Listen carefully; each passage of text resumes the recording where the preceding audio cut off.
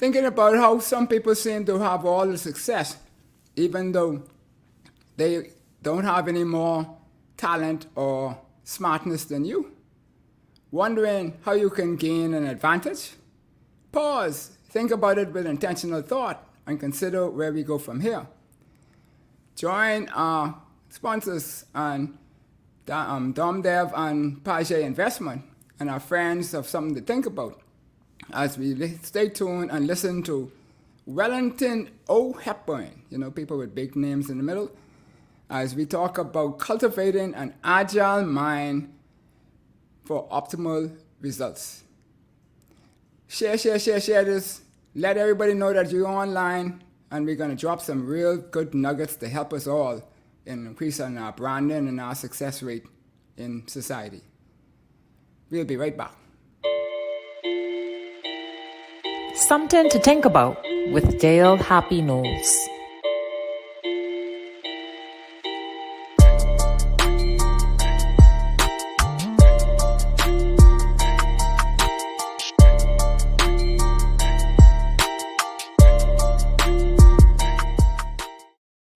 Welcome back to Something to Think About with Dale Happy Knowles. What we think, we become. What we radiate, we attract. And what we imagine, we surely can achieve. Let's change the narrative 2 for 2. So this evening, we have another special guest, a very young and energetic young man, bright mind, thinker, extraordinaire. And we will enjoy his company tonight. Wellington O. Hepburn, as he is known, and he is a senior resource leader. For some 24 years, he's been in business. And you'd think that he's only 10, so, look at him there. He's worked around the world in the Canadian government, in the economic development, some offshore banking and all kinds of stuff. So he has he's broad, vertically and horizontally. And we may have known that he was the president of the Bahamas Society of Human Resources Management. And he has 1,000,001 honorifics, as I say, so he can touch on it. These people have letters behind their name that don't stop. Oh, gosh. Yes. But one I like is that he is a distinguished Toastmaster, so we have to get up and start talking and speaking, But really and truly, the big one I like is the fact is that he's the author, and he beat me to that. I got 2 books in one little corner somewhere, but I got to just figure out to get it done one day. One day we'll get that done. Make it happen, Dale. Make it happen. Yes. And many awards in his short life. Wellington, welcome to Something to Think About. Thank you, Dale. Thank you for having me, and I look forward to today's discussion. Yes, very much so. Now, but ladies, be mindful now. We know Valentine just gone, but this is a chord-structured man, and he's already taken for. So don't get too excited. You want me to show my wedding ring, Dale? No. You don't. No, we don't need that kind of stuff going on here. But we just wanted to make sure that when we look at you and see all of the great things that you have done in your short space on this earth, and I don't think you can't be more than half of the century already, right? So we're getting there. Mm-hmm. But you were my HR advisor when we first met. Yes. Back in a place that has a building that's ready to fall down, it looks. But I was new to this area in essence, and it was, I think we had something like 330 or 340 employees. Mm-hmm. The place was in a little bit of confusion, slumbering, I should say, more so than confusion.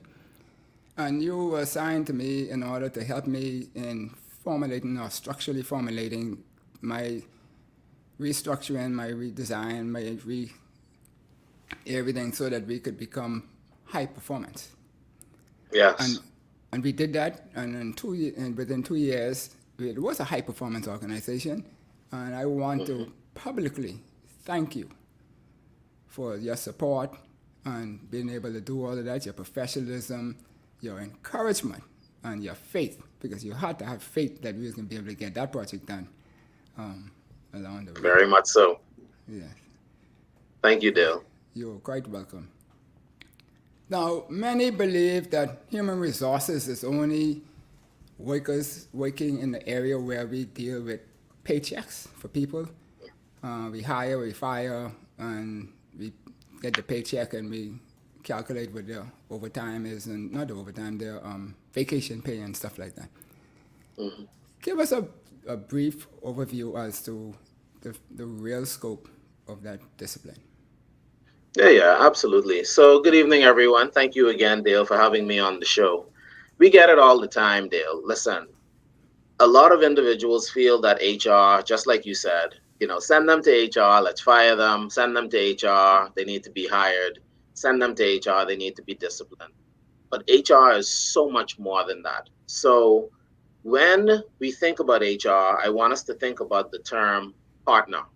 Okay. Traditional view is that HR is the police. Mm-hmm. When HR comes, everybody runs, right? Mm-hmm. But the transformative view of HR is that we are a partner. Mm-hmm. It's like how you have different partners across the business come and sit around the C-suite table. HR should be doing the same thing. HR is there to help the organization to better understand the talent or the Okay. resources that the company has, Mm-hmm. and how to optimize those resources, whether that's through recruitment, whether that's through placement, whether that's through competitive compensation programs, whether that's through training, succession. There are a lot of different portfolios, but HR is so much more than what Mm-hmm. it used to be 10, 15 years ago. All right.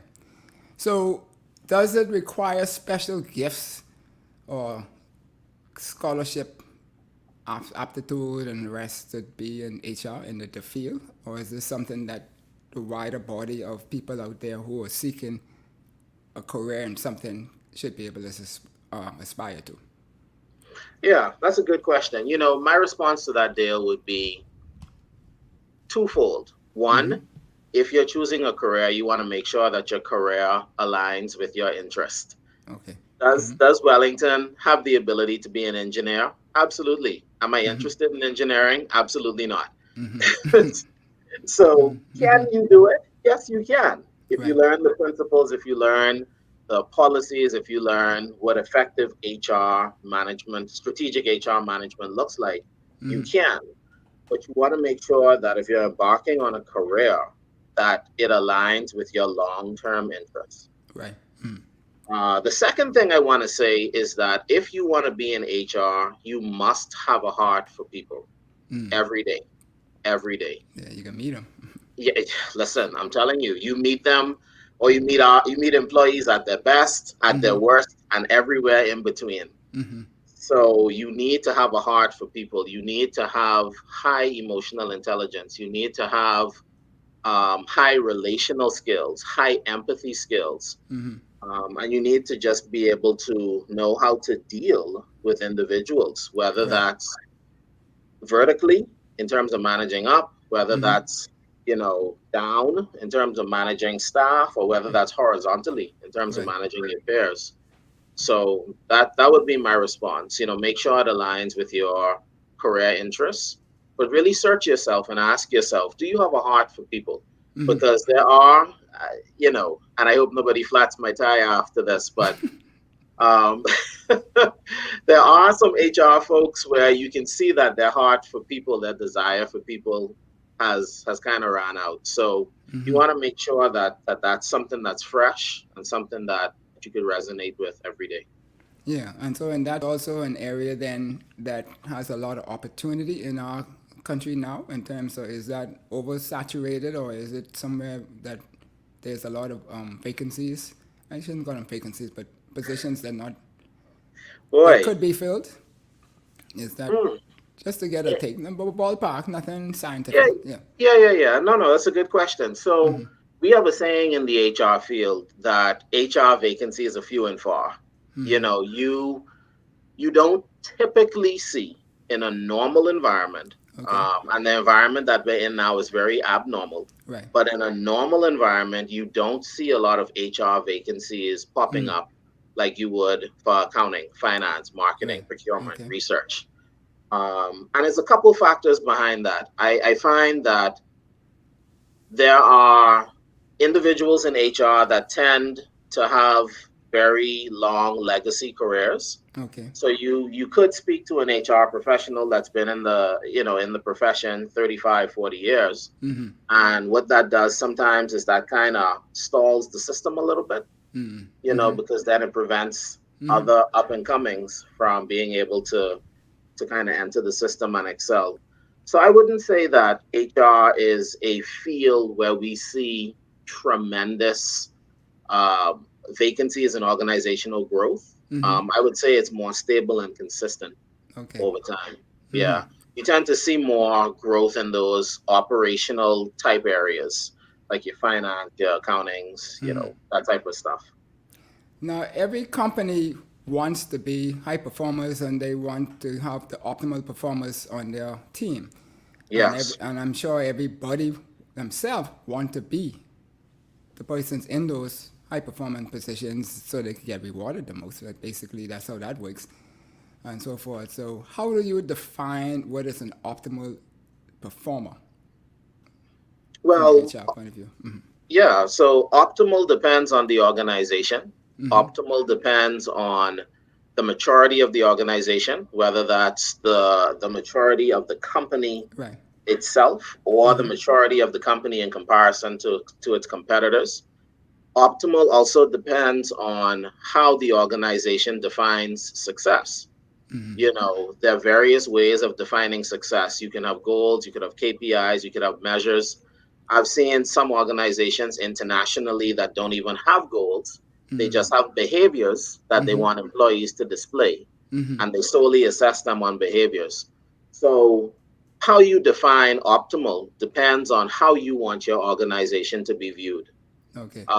Most organizations in the Bahamas, through my experience, would have strategic level goals. You have your goals, you have different behaviors that you want employees to display. And employees are typically assessed on how they achieve those goals, achieve those objectives, and for the types of behaviors that they display across the organization. Success also varies in terms of your level. What success looks like or high performance looks like for a line staff employee in comparison to an executive is night and day. Right.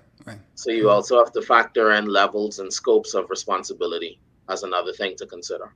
Yeah, you have individual contributors who might not be directing what happens. They just part of the engine making things move. But then you have the other ones who are part of the strategic planning and the make in which direction.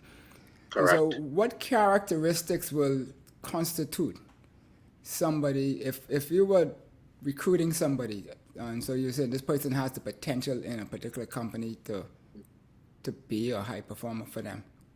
What characteristics would you look for? Oh man, Dale, are we gonna be here until 10 o'clock? I'm only kidding. No. I'll give you a few. The research says so much. So these aren't in any particular order. This is just off the top of my head. One is curiosity. High performing individuals are curious people. Okay. They ask a lot of questions. They need to understand why. And very close to curiosity is challenging the status quo. Right. I could care less whether you've done it for 50 million gabillion years. That's irrelevant to me. What is relevant is it adding value? Right. And even if you've been doing it for 100 years and it's adding no value, we need to get rid of it. Maybe that's strong language. We need to reevaluate it and see how it can add value. Another strong indicator of high performers is continuous learning.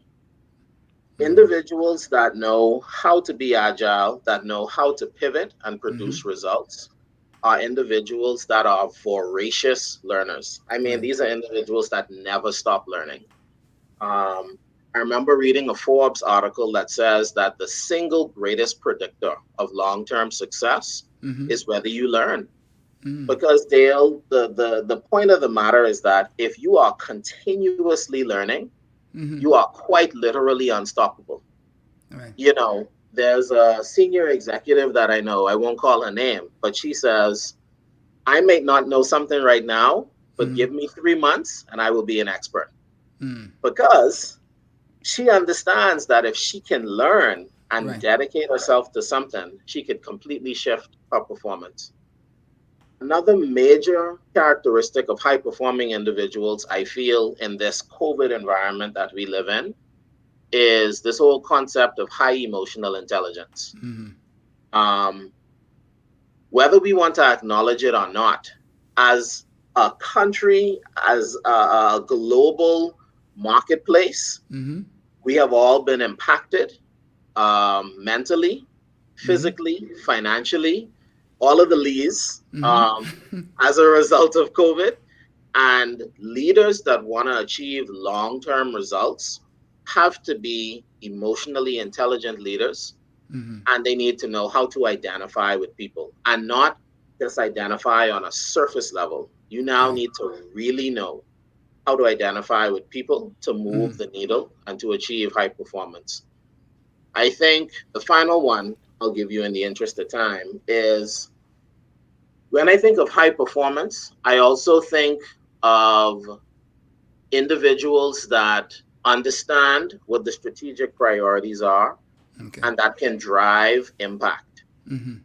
There's a difference between um, being busy and being productive. Right. And there are a lot of individuals that are focused on activity. I've gone to 5 meetings today. I've responded to 10 emails today. I have read 2 board reports, and that's fantastic. But what we need to start asking ourselves is, what is the impact of what I am doing? Right. And how does that impact resonate to the business? One of the things I want HR professionals to also be aware of is that we need to think about not just, sometimes we get caught up in the perspective of we're doing things from an HR standpoint. And Dale, you used to be an executive level leader.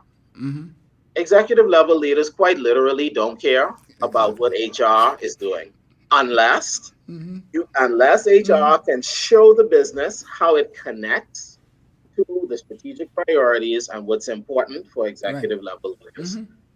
So we need to understand that it's not about activity, it's about results, and it's about impact. We sometimes get caught up in the rigidness of whatever it is, whether the engineering is doing it exactly the way engineering was taught in school or HR was doing exactly, instead of, like we have in the title, we want optimal results. That's the main key, results. All leaders look for results. Indeed. And the final one I would leave with you, Dale, and this is the one that my book is predicated upon, is change agility. Right. In quite literally overnight, from February 2020 to March 2020, we were, I want to use the word, suffocated by change. You can't go outside all hours of night. You can't go to the grocery store the way that you thought that you could. You can't even go to work. You can't see your family, So in this new environment, we now need to think, how do we produce leaders? How do we produce employees? How do we produce executives that know how to deal with change? Right. Because if you don't know how to deal with change, you will be left behind. So for professionals that are change agile, they will absolutely 100% unequivocally be successful for the long term. Because no matter what's thrown at them, they know how to pivot and adjust. Right. So it's interesting that you use the word suffocating, because I use the word breathe. And so, which is opposite. And maybe because I'm a creative, I look at it from a different perspective than yourselves. So forth, which is fine, because that's why we're all here. We're all supposed to be different so that we could complement each other and come up with the best results. So how do we go about, or how does someone go about building themselves to be a optimal performer? Agree. All right. So let's talk about it. So I'll focus on change agility. So there are different competencies I talked about, but let's focus on change agility for a little while. So what I've found in my research and what has been revealed to me is that you can't stumble upon change or your response to change Right. and be effective. You You have to be need to intentional. have you have to be intentional. You have to have a planned, structured approach to change in order to achieve long-term results. Let's take a very simple, practical Bahamian example. I'm sure that everyone on this feed. You a prime example. Just look at Oh, what you did. But anyway, go ahead. You go ahead. yeah. So let me finish this example, and then Okay. we can talk about that some more. So, how Yeah, many back of out our there. family members and friends say at the beginning of the year that we want to lose weight? Right. Everybody says it, right? Everybody says it. Everybody has strong motivation behind it. But what we lack in most instances is a plan to get it done. Right. So when we think about change, we need a model, we need an approach for how do we deal with change. And in my new book, Cultivating an Agile Mind, I came up with a 5-step approach for how we can deal with change agility. Right. Do you want me to go through those 5 No, we're steps? gonna go through your book after the break. Sure. Maybe Okay, not that's in fine. detail, but you probably give an overview of it at this point. But we'll just pick one area and talk about And it. go from there. Sure. So the 5 steps essentially says that you need to go from a place where you do environmental scanning to understand what type of changes exist. You need to assess your readiness. You need to be aware of your reaction. You need to monitor and manage your response. And then you need to be focused on results. Right. And if you can hone in on those 5 things, it helps you to boost your change agility and your ability to be effective for the long term. Right. And then you become more valuable. Like I always tell my staff, if the idea is for you to be more valuable than what the job requires you to be. And once that happens, then you will always be called. And people always wondered why I was always called. It was just because like you say, you keep learning, you keep expanding, you see something happening in an area, in the company, you don't know too much about it, your friends don't know too much about it. That's an opportunity for you to go and find a way to make yourself more valuable to that company by learning that particular type of stuff Absolutely. and move forward. Excuse me. So in the book, the magic of thinking big, they talk about, and I summarize it by saying that success is 98% attitude, which is the intangibles or the mind, and 2% mechanics, which is the tangibles or the physical.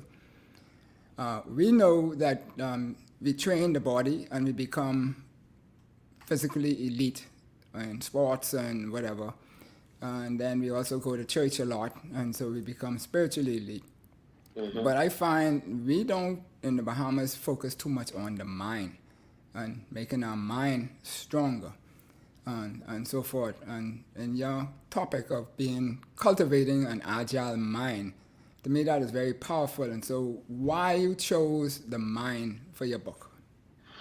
Because that's where it starts.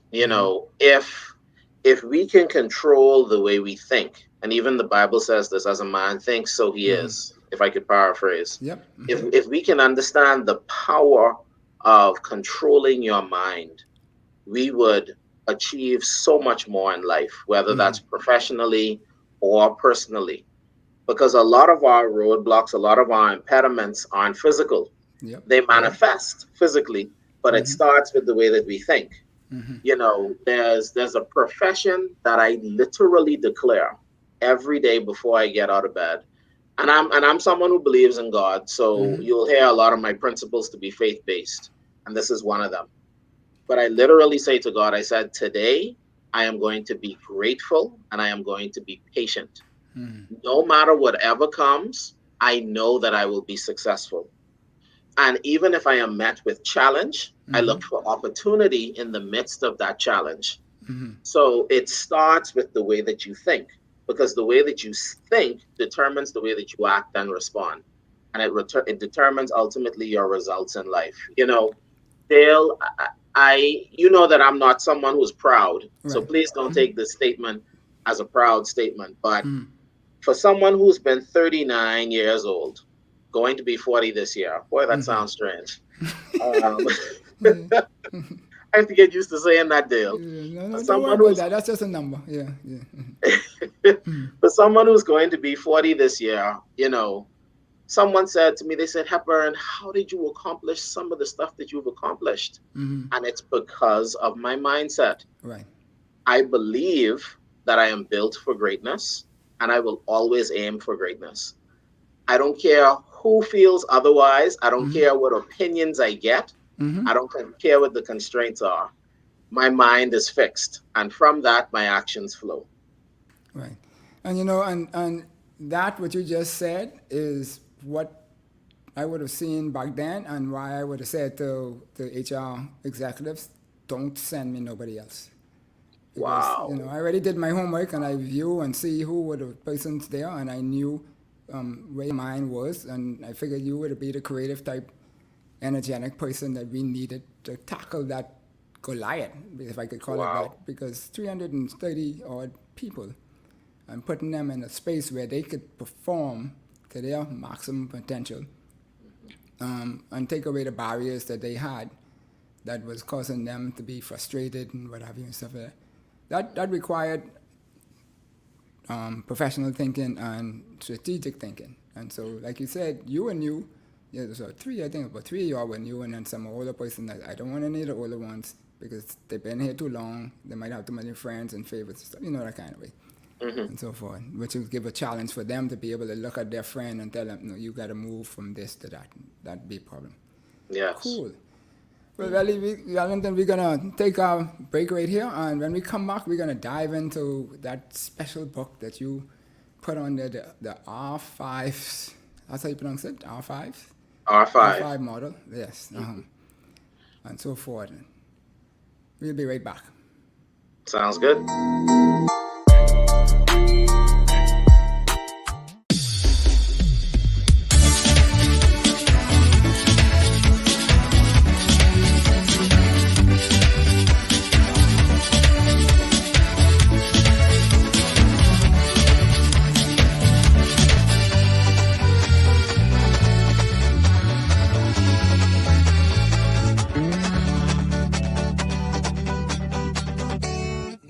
Sammy's Chicken.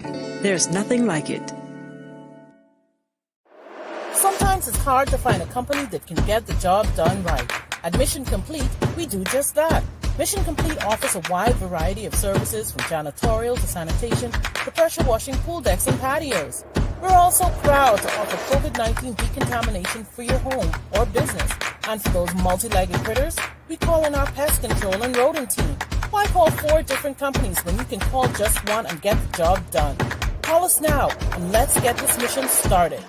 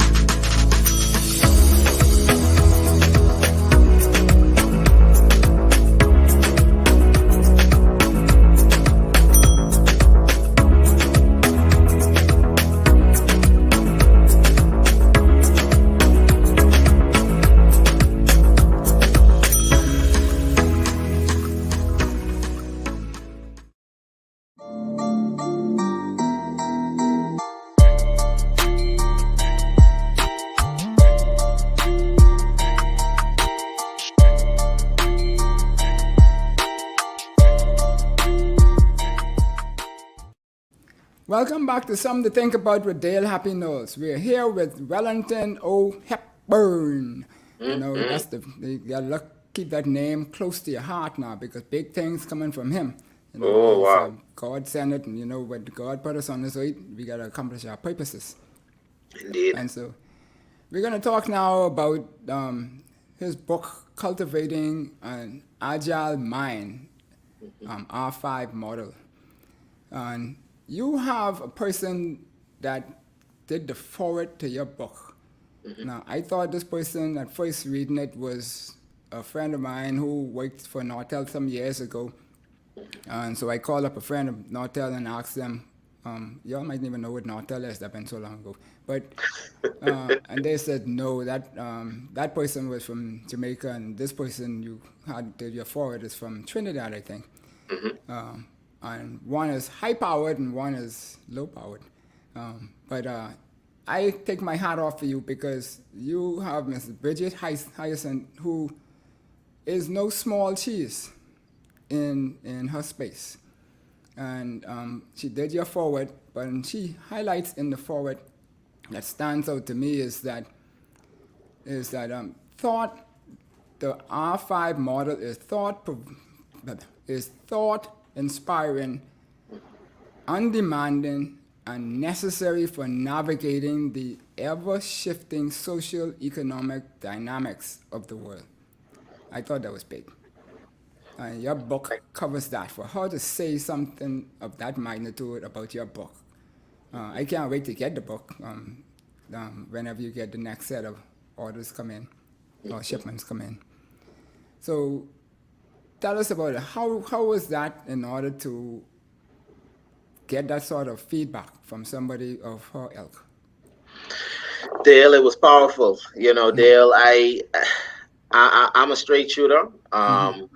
I reached out to Bridget. There are some things, Dale, that I aspired to do, and I have no idea how they're going to get done. I remember telling my wife, Rose, I said, Rose, I want Bridget to write the forward for this book. And Rose looked at me. She was like, love, Bridget had sent? Like the Bridget on YouTube who has 3 million followers? I said, yeah, why not? All she could tell me is no. Like all she could say, well, two things could happen. One, she never responds to my communication, or she responds and she says no. Those are the two negative outcomes. Or she could say yes. And I remember I chased after her EA, Dale, this must have been for like 3 months. Just trying to get a response. And I remember one day her EA wrote me back late one night and she's like, you know, Mrs. Synth said she would love to write you forward. She's read the book and it's a short book, you know, it's only 70 pages, but the model has promise. Dale, I think I may have cried, you know, but it was tremendous. And what it goes to show is that we just have to aim high, right? Because you never know how what you're thinking can impact the world and where it can end. So that was a great opportunity. And like you said, Bridget, if you come across the stream, I want to thank you again publicly for your support, and to thank your company publicly. But Bridget is probably one of the top 10 HR professionals worldwide. You know, won a tremendous amount of awards, traveling the world, speaking about HR daily. So I am tremendously appreciative of her support. Right, and so that's another nugget there, folks. And if you want, you're welcome to ask your questions and comments or online so that we will get to address them as we go. But that's another nugget because what Wellington said just now is that he took the initiative to go and to accomplish his dream goal for his book. And so they could only say no.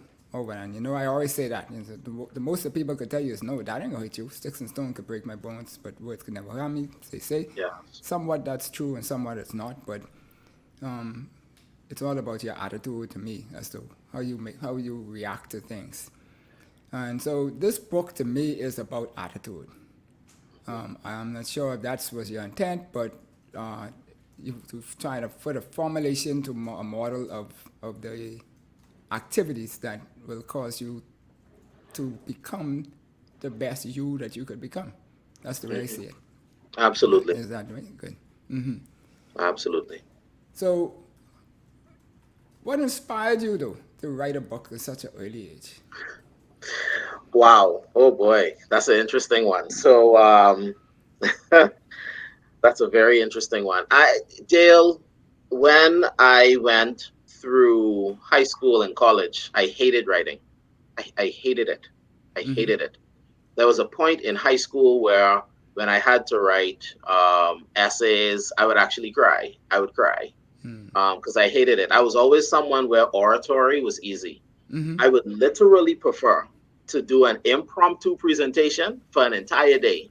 Like if someone came to me and said, tomorrow, we need for you to speak on leadership for 8 hours, I'll say, sure, cool, no problem.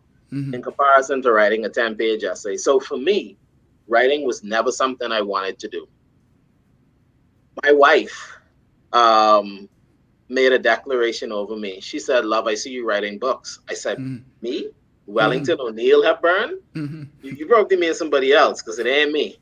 You know, she said, okay, just watch. I said, okay, yeah, we'll watch. So it ain't gonna be me. And I remember clearly when COVID hit, Dale, God gave me an idea. Sometimes I come up with ideas and I can tell when it's me, but I can tell when an idea is planted in my head. And this one was planted in my head. And God said, go write a 5-page ebook.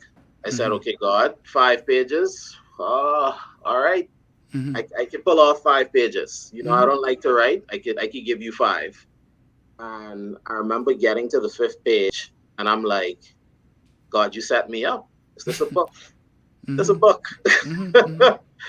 And now here we are 70 pages later. So, you know, it was an interesting journey. And one of the things that I want to say to the viewership here again is that never limit yourself. Just because something is uncomfortable, it doesn't mean that you should not be doing it. I believe that a lot of growth happens in uncomfortable spaces. There were times when I was writing this book where I felt like giving up. You know, the emotional roller coaster went up and down almost hourly. Right. But after I published it, I'm like, okay, all right, 70 pages, not a bad start. And I kid you not, Dale, I literally have a ledger right now with the titles for my first 30 books. Wow. My second book comes out in June of this year called Elevate, ELEV and the number 8, which is a model that focuses on strategic HR management. And I have a milestone to produce 1 a year. So, you know, when you're called to do something, I believe that when we are given a vision, we're also given the provision. But if I didn't accept the vision and take that first step to try and do this 5-page ebook, then I would have never gotten to the place where I published my first book. Right. So they well, you know, your good buddy who was my friend, Dr. Milestones, used to tell us that what how is he say it now? He said what angers you is what your purpose, what you are here purpose to do, to fix it, find a solution for that. I think he used to say something like that. Yes. And you know, he always had these nice diplomatic words and things to make you feel like you're graded in life. But so if we look at it that way, then why focus on this? You said that the thought inspired, we expect nothing. I said that thought inspiring, as what Ms. Hyson said. I said I expect nothing less than that from you, knowing you. And he said, but ever shifting social economic dynamics. And my thing was, well, it was in HR and stuff like that. Why that topic? Why did you pick that? Why that focus? Why that focus? Because when we think about what we do in businesses, we're impacted by the larger macroeconomic environment. So, you know, if you think about COVID is, for the most part, a health-related issue. But when COVID came, it quite literally impacted everyone on the face of the planet. Yeah. The way that we maneuver, the way that we consume food, the way that we work, our recreation, our health, our peace of mind. So we now need to think about changes that may seem as though it may not directly impact us, but how can we scan the macro environment to understand what those changes are and think about what they could potentially mean for us? Right. See, and that's where we come up with on the show here. We talk about the new built environment, which has to be in an intentional environment that is built. It's not something that we can just buck our toe going this way and like water going downhill. It just follows the path of least resistance. We need to design the Bahamas to be an intentional built environment.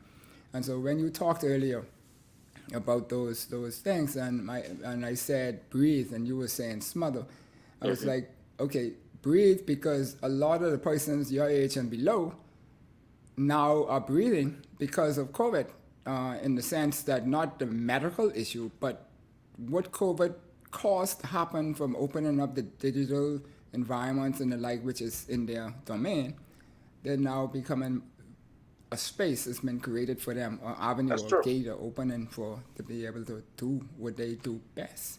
Right, and that's why I said it from that perspective. Now, some of the older persons like myself and stuff who might have seen something differently. Now, I'm at the bottom of the baby boomers and the top of the Generation X, and I think you are at the bottom of the X and the top of the millennials, correct? Somewhere around there? Correct. That's correct. Yeah, maybe that's the commonality between the way we think. I don't know.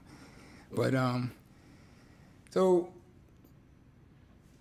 are we lacking any skills and competencies in the Bahamas?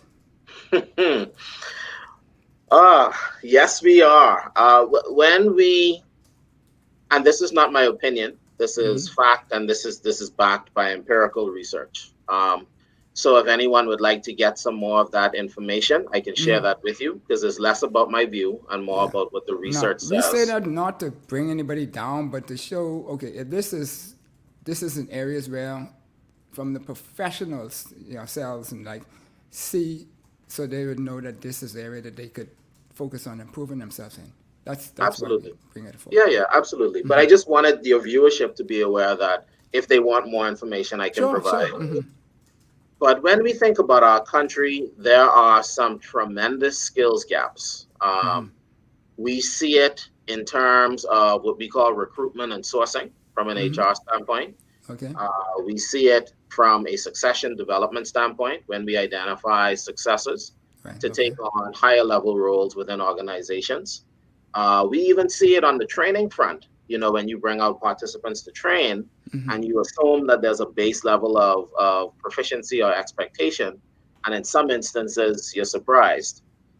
So, I don't want to get into the specifics of the skill gap, but I will say that there are some industries and some skills where there are tremendous opportunity for us as a nation to have more opportunities for proactive skill development and skill reinforcement. I would also encourage us to look at emerging markets. So we hear a lot now about the whole FX industry, all this cryptocurrency, all these things that are relatively new to the Bahamas. And these markets will require skills. Some of the skills that are needed for these markets, we don't even know yet. So we now need to start having these conversations so that we can get ahead of it. We don't want it to be where we're at a place where we need capability, and let's say capability takes a year to 3 years to develop. And now if we need it now, then we're 3 years behind. So we need to start having these conversations proactively about where do we see our nation, where do we see our country, not just in the Caribbean, but in the international marketplace, and what skills do we need in order to maintain competitive advantage for the long term. Right. And so when we look at that now, just from high level wise, skills and competencies, they're not necessarily the same. They're not. Right. And so just so people could understand what's the difference. Yeah. So in HR, we use a term, knowledge, skills, and abilities. So you'll hear us talk a lot about KSAs.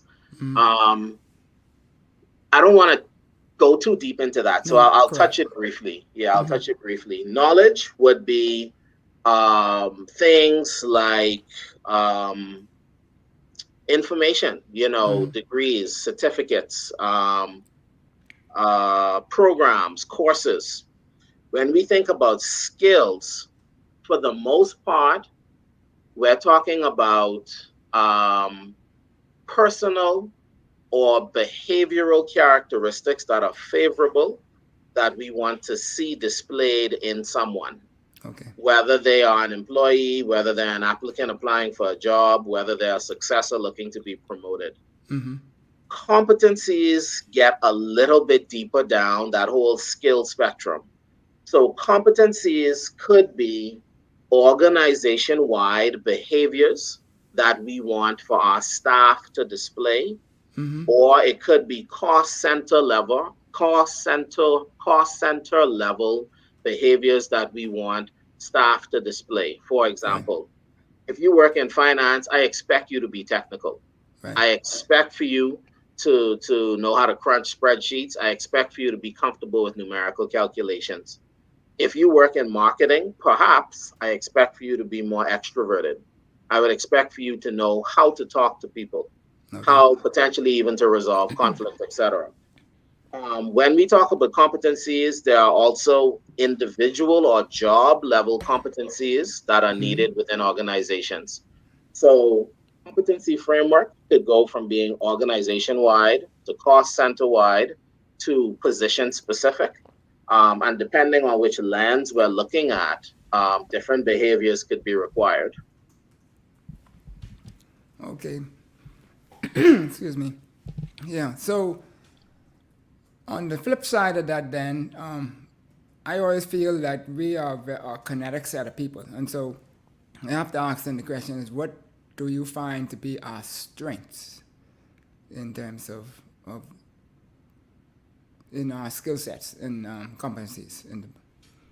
You mean just across organizations? Yeah, yeah, across the board in the Bahamas. Generally speaking, if somebody was to describe and say we want to come and get somebody out of the Bahamas, what would we normally consider to be our strengths? That's a very interesting question. I've never gotten a question like that before. Well, you know, you dealing with, you should know how I go. All right, So- let's bypass that one. Go ahead then. No, I don't mind taking a stab at it. So, Okay.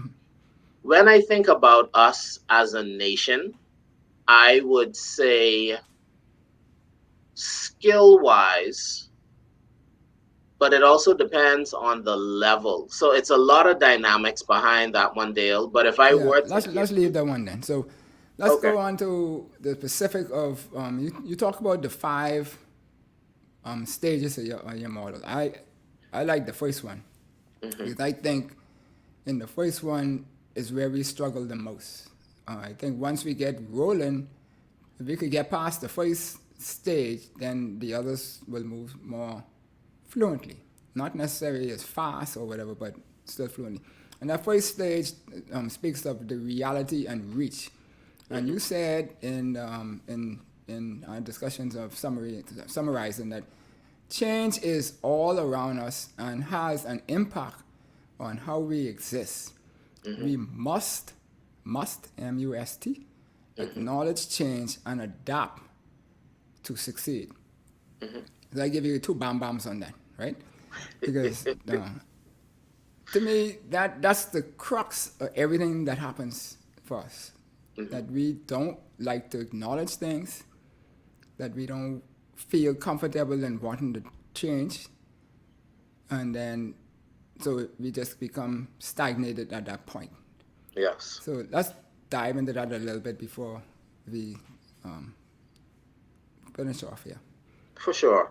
So Dale, without calling any company names, like you said, you and I worked for a telecommunications provider, right? Several years back, said provider was in the market and there was some new market entrants. There were some other companies that came in and that wanted to diversify the cell phone and broadband space. Right. The government provided approval and it was happening. Whether or not our company liked it, whether or not our company was around for a significant period of time, change was at our doorstep and we had to respond. Right. So in the first phase of the R5 model, it deals with reality and reach. Reality says what is going on in your sphere of influence. Okay. What is going on in the market around you that has the potential to impact you either positively or negatively. Using that same real life example, at the particular company that we worked for, we had to make changes. Right. We made changes to our strategies, to our HR approaches, to our technology. We made far-reaching changes. And if we didn't change, the organization would have suffered. Right. So the first part of the first step deals with reality. What is the reality that you see? COVID is here. Let me tell you how real this is, Dale. I remember when COVID hit, we were about 2 months into it. And I was speaking to a lady at a particular organization, won't call her name, HR leader at that organization. And she said, Hepburn, I don't really like online meetings. So I'm not going to do that. I said, okay, good luck with that. Good luck with that. Let me know how that pans out for you. A couple months later, she was an online meeting expert because she had to do it. Right. If she wanted to exist in the environment, she had no choice. And if she decided not to, she would instantly become obsolete. So the first step is we need to say, what is our reality? What is happening in the macroeconomic environment, or what may be happening in the internal environment that has the ability to influence me? The second part of that first step deals with reach. So after you've identified what your reality is, you now need to assess what is the reach or the impact of that on you. Right. What does that mean? Is it impacting you negatively, positively, insignificantly, significantly? Is it only impacting one vertical or one category in your life, or is it disrupting your entire life? How long is it going to go on for? So you need to really do an assessment of what is the reach of this possible change on my life. There's also a difference between possible and probable. Right. So when we start talking about reality and reach, we now need to assess the probability of a change. If there is a marketplace change that is a 10% likelihood of impacting me in comparison to something that is 90% likely to impact me, I need to focus on that second scenario. Right. Because that second scenario is more than likely going to happen. So reality and reach just says, what is going on in my environment? What change is out there that has the potential to impact me? How probable is it to have an impact on me? And then reach says, what is the impact of that change if it materializes? And what can I do to make that favorable change to operate in my favor? Right. And so, as you said, most of what you just said speaks to the acknowledgement part, but then there's the adaptation part that has to be done. Right. Correct. And so, is that something that the people are supposed to do by themselves, or are they supposed to get a mentor to assist them with? A mentor can help. A mentor or coach can help. But I think the starting point is personal introspection. Okay. You need to stop. You need to assess. You need to think about what you have influence over. You need to think about what resources you have. You need to think about if this change is something that will only impact you, or will it have further reaching impacts? Will it impact your family? Will it impact your job? So you need to really sit down and do that initial assessment. After you've done that, if you want to reach out and get third-party assistance, you can, whether that's through a coach, a mentor, etc. Yeah, and so that introspection should happen as a big way, but then on a daily basis, shouldn't there be some level of that by either at the end of the day or first thing in the morning in order to adjust or align, fine-tune the direction that you're going in? Absolutely. Research shows that successful leaders plan out the next day, the night before. So you need to plan for success. No one stumbles into success. What happens is, if you don't have a plan, then you end up accepting anything. Right. So if you don't have an approach that you want to use to address and deal with change, you end up allowing change to direct you instead of you directing the change. Right. So going back to that Bridget example, if Bridget told me no, I already had 2 or 3 other streams going to deal with that. Right. Right. You know, and if all three of those streams came back to me and told me, no, I already had a contingency plan. Right. And so So, that's what I was just going to ask you, is because when we talk about from your experience, the approach, particularly our youth, you know, we find that, particularly those who came to that other place, that they wanted to move fast, full speed yeah, ahead, this, that, and stuff. And it was no, okay, this was the way they wanted to do it, and there was no adjustments or no compromise and the like and stuff like that. So, but like you say, the world is ever changing, and so we have to adapt. So how do we help them get over that hurdle to know that, okay, this is a teamwork thing that we have to work on getting past these things. You identify what is the challenge that I might have, but now how do I get beyond that step to get to be my best me? yeah. I think it starts with one, awareness. All of us have gaps. So I think knowledge is power and awareness allows you to be better. I think we need to reinforce the power of collaboration. One of the biggest opportunities I see for us as a country, as a nation, is to minimize the whole black crab syndrome. Success is a multiplier. We've been trained to think that it's not. But success is such where Dale can be successful, Lauren can be successful, I can be successful, and all of us can be simultaneously successful in our own spaces. It doesn't mean that if Hepburn is successful, that's taking success away from Dale. No. Right. There's power in collaboration. So I think we now need to have more collaborative conversations. And we need to shift the conversation from competing to completing. Completing, yeah.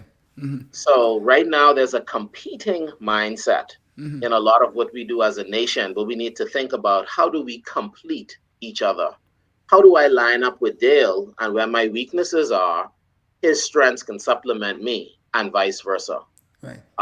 And then the third thing I would say would be, I'm big on accountability. I'm big on progress milestones. So, you know, I don't subscribe to the whole motivation movement. I'm sorry if there are people on this viewership that believe that motivation is long lasting. We all are allowed to have our own perspective. Right. Motivation is about 1% of success, period. The other 99% is discipline. You will be motivated for about a week to get up at 5 a.m. to go to the gym. In that second week, when that bed is warm and it's raining outside, motivation is not going to get you to get to the gym. You need discipline. So the third thing that I would encourage us to think about is how do we build in progress milestones focused on discipline, discipline and consistency, not just on motivation. Motivation is a feeling and feelings change. Discipline is a decision. Right. I am deciding to be better every day. I am deciding to make sacrifices. I am deciding to pursue excellence. So those would be the three things I would recommend. Sacrifices would be things like, instead of watching basketball all night long, maybe go on YouTube and watch some things that are going to help you upskill yourself or increase your competencies. Absolutely. Right, and they don't have to be boring things, because there's a lot of people out there, they're the motivational speakers or like, but you know, I always find that with motivation, everybody's motivated by new salary for a couple of days. And then after that, you forget about the new salary and you go right back into the same to do. Absolutely. But are we ready for this, Wellington? I don't think we have a choice. I think whether it's my model or someone else's model that deals with change, that's less important to me. The bigger conversation is we must do something now to become change ready. Okay. Change is at our doorstep. And for everyone that's watching this broadcast, I want you to think about, just as a simple example, think about what your life was like December 2019 in comparison to what it is right now. Think about how much change you've been through. Think about how your daily life has changed. Think about some of the family members you've lost. Think Right. about all that has transpired. And the pace of change is only quickening. Again, to use an example from our past employer, in the mobile space that we operated in, Dale, technology advanced so quickly Yeah. that the devices that we were putting out on the market were actually obsolete. Yeah. 3 to 6 months. Yep. 3 to 6 months of planned obsolescence in in products that we are selling as though they are cutting edge. That is the pace at which the world is going. And unless we have an appetite and a willingness to embrace change, um, we will be left behind. So I would strongly encourage everyone to try and become more change agile. Yeah. So, what you say to the youth out there in particular? I mean, the general public as a whole, but for particularly in the youth, in terms of their potential, knowing where we are, knowing where the social, economic, economy, and everything is going, and like if they tap into a model like yours or somebody else's, etc., as you mentioned, what would be the potential of being successful? I would say it increases your potential significantly. The single most important skill right now, check any research, is dealing with change. Okay. So we need to know how to deal with change. So my advice to the youth would be, because you said particularly the youth, Yeah. is try to build your change agility knowledge. Try to understand what that is. Try to stay ahead of the curve and understand some of the major trends that are impacting the world and the Bahamas. I would encourage you to be a voracious learner. Never stop learning. I have a personal milestone. For me, it's a major, for me, every 6 months, I aspire to complete a major educational achievement. You know, Well, I could someone see said that. to me, yeah, they're like, Hepburn, why are you stressing yourself out? It's not stress, but it's staying on the pulse. Right. Because if you don't, you become obsolete very quickly. The But third that's thing, you. Before you go to your third thing, that's you, and that's knowing who you are. And so you learned that you need that in order to keep you going. So for somebody else, it might be something different. it So could the be. key there is learning what drives you. Agree, Dale. Agree. That is very true.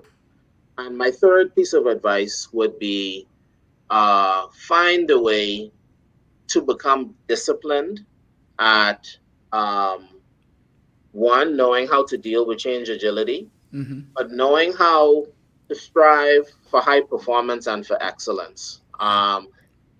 Especially in the youth area in this country, sometimes there could be a lot of demotivating factors, right, wrong, or otherwise. So I would encourage youth to identify maybe a mentor, maybe a coach, an accountability partner that can hold you accountable to some of the things that you may want to do in your life positively. Because if you can do that, aim high, remain dedicated, remain focused, then along with building your change agility knowledge, it would set you up to be successful for the future. Right. Well, Welly, I think it's been really, really, really, really, really great having this conversation with you. And we haven't had one of these in a long time. Indeed. And, maybe at some point in time we'll get back to that point where we could do these more often under the tree as we used to be. But Indeed. you drop a lot of deep stuff here that give persons things to consider and that will help them move themselves from the level they are to other levels and become more appetizing to people who want to put them in positions to excel in greater things.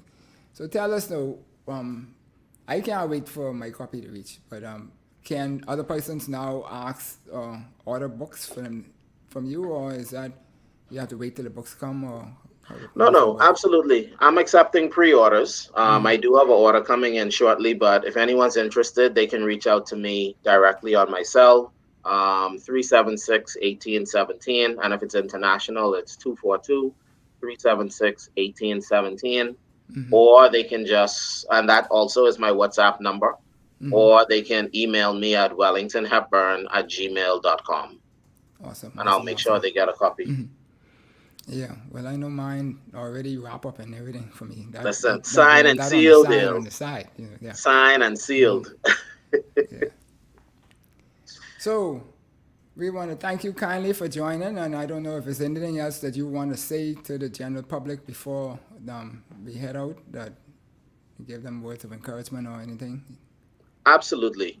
The final thoughts I want to leave is that we're in a time where change is at our doorstep. And the individuals that will be successful for the long term are those that know how to pivot, those that are agile, and those that know how to take change and turn it into possibility for themselves. So I want to encourage all of you to aim high. I want to encourage you to continue to build your change management knowledge. And if there's any way that I can help you in that journey, please feel free to reach out, and I would love to talk to you. Awesome stuff.